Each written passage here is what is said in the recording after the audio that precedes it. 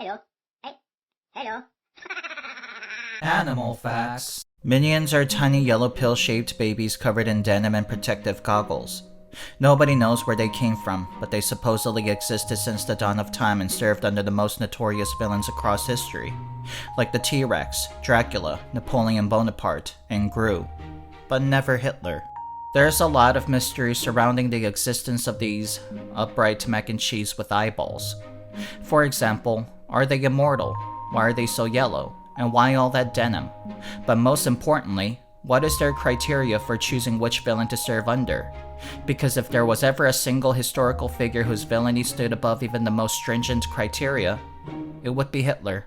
Most experts agree that the minions would feel at home in the Third Reich. However, the creatures themselves have denied any connections to Hitler.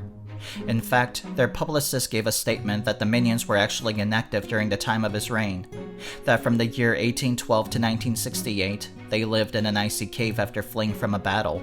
It's hard to fathom why the minions would have remained out of commission during arguably one of the most evil periods in history, when their entire purpose in life is to serve the most evil individuals. And it's hard to verify the claim that they remained in an icy cave for over a century since there are no records or guestbooks available from that era. One can't help but wonder if the minions are trying their best to distance themselves from Hitler, as if being connected to the Führer would tarnish their reputation, when their reputation is serving the most evil villains. But perhaps there is such a thing as being too evil. Perhaps there's a line even the minions refuse to cross. Speculations are abound when it comes to these yellow corn kernels and genes. Some refuse to believe that the minions remained inactive during World War II. In fact, they believed that they were heavily involved in the war effort and had scrubbed all records of their presence once they lost. Now, why would anybody do such a thing, you may ask? Perhaps they were embarrassed by the loss, or perhaps they were instrumental in the downfall of the Axis because of a casual blunder they made. A character trait that endeared them to the public when they should be treated as the incompetent criminals that they are.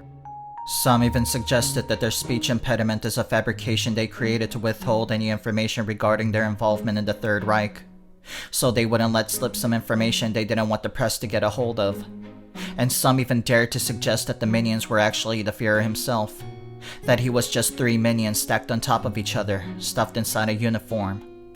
The resemblance is certainly uncanny, but the whole idea is preposterous, considering Hitler didn't suffer from severe jaundice or share their enthusiasm for denim jeans.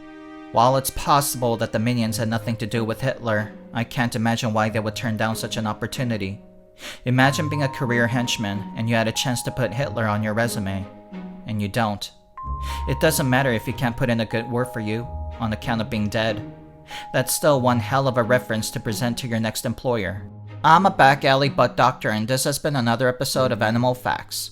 Please like, comment, and subscribe for more factual animal facts. Have a wonderful animal day.